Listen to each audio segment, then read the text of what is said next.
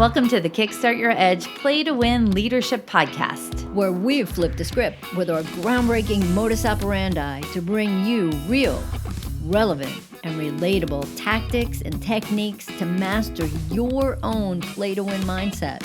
Talk about a superpower. It's time to iron your cape. What we know for sure is what got you here won't get you there. You can't see the spinach in your own teeth. And finally, hang on, because this one is really deep. Once you realize that you are the traffic, everything makes complete and unadulterated sense. Welcome to the Edge, where playing not to lose is not an option. Hey, Care. Hey, Jen. Hands. Corners.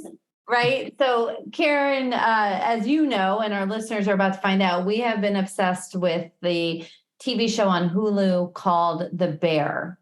And we've actually just watched all of season 2. We promise not to give any spoiler alerts, but we do want to take some of the generalized concepts and put them into real life scenarios.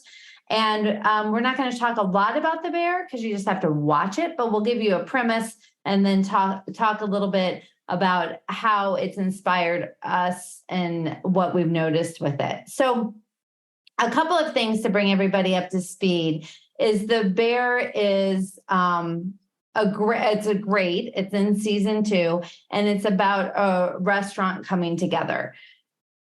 And it's season 2 is a little bit different than season 1. Season 1 was a little bit about chaotic, and it was kind of nuts, and I was always on the edge of my seat. And there's still some elements of that, but it's a struggling restaurant and these people that are sort of misfits coming together and working together. And it's really about the curse and blessing of having a calling. And all of these people throughout the seasons either know their calling or they're finding their calling through the entire process.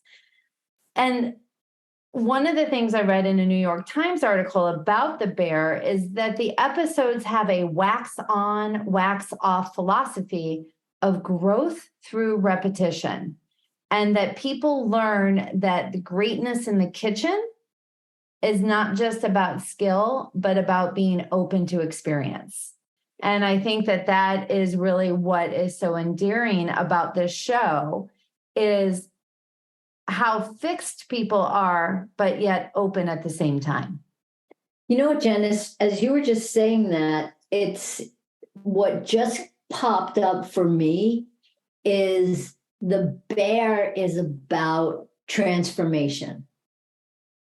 And what I mean by that is that you take this restaurant and it transforms from the beef to now it's going to the bear.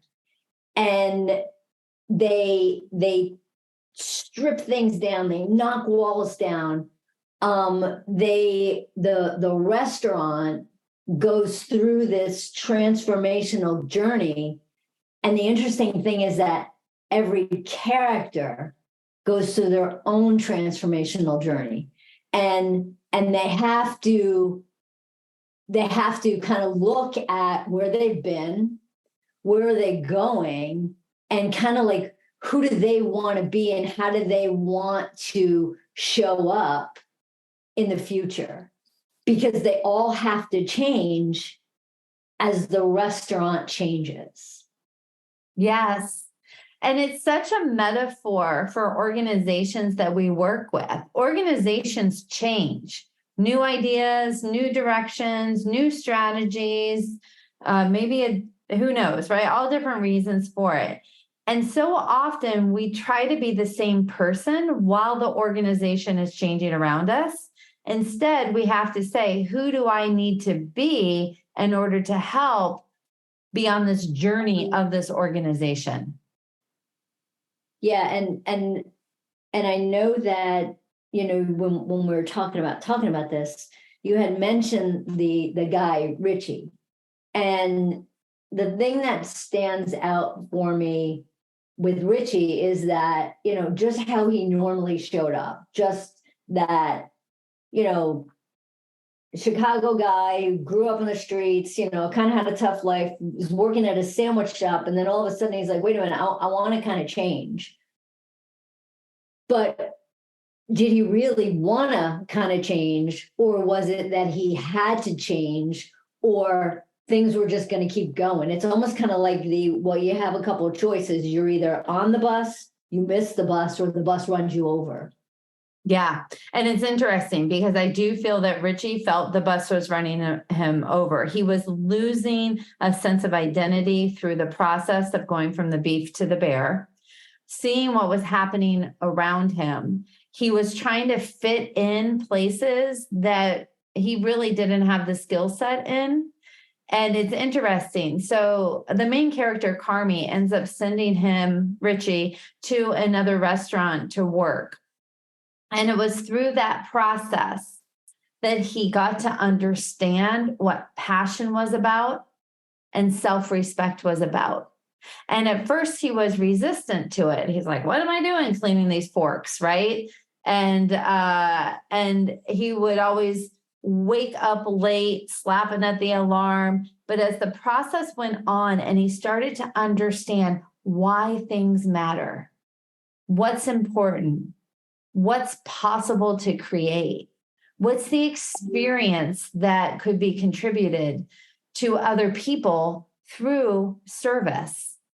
And it was during that time that he got to understand how to fuel his own passion, what's important to him, and that he was able to not only start to give people respect, but to respect himself.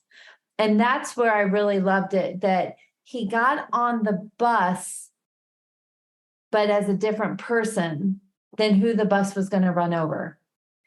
It was That's totally true. But and part of that though, Jen, is as the process was going along, he was open enough to hear and to really, really listen about the why behind some of the things that were happening. And like you just said, it's funny when you said before, you know, it's a wax on, wax off thing. And, you know, and for however long it was that he was at this other place, and he's cleaning forks and cleaning forks and cleaning forks. Like, well, what the fuck? You know, I'm cleaning forks. And he just kept cleaning the forks. But what are the forks represent? Right? The forks represent your level of commitment, sometimes to doing things that you don't understand in the beginning, but he was open enough to stay in it to actually transform and to change because what he did during that whole process, if you really think about it, eventually he got to the place where he understood. So he changes his mind, right? So then he changes his thoughts about what was happening, and the little things that seemed so insignificant and quite frankly bullshit to him in the beginning would drive him absolutely nuts if they weren't fulfilled and completed the way that he now, the new Richie, felt like they needed to be done. I think that like that just freaked him out. It drove him nuts. You know, it's interesting, Kara, because one of the changes that I saw, so Richie's kind of a loudmouth, in your face, share his opinion. They all talk at each other and over each other constantly throughout the show. What Richie did in his new environment was ask a ton more questions. And you could see him. Why does the smear matter? Why am I doing the forks? What is important to you? What did your dad say? What have you learned? Like, it was very interesting. And through that curiosity, he connected more with the why. So what Karen and I would like you all to think about is, where do you need to reinvent yourself so that you can grow with the experiences you've signed up for? Where do you need to connect more to a why and a purpose and a passion? Who do you get to become through some of the challenges you might be going through, whether it's in an organization or at home or whatever? You know what, Jen, and I think that we're going to end this podcast here. But what I want to talk about next time is what you just said, what you signed up for. Because let's be honest, in the beginning at the beef, Richie didn't sign up for the bear, Richie signed up for the beef. And the transformation happens when they go to the bear. So I'm going to leave a little cliffhanger here, and you got to catch us next week. Bye.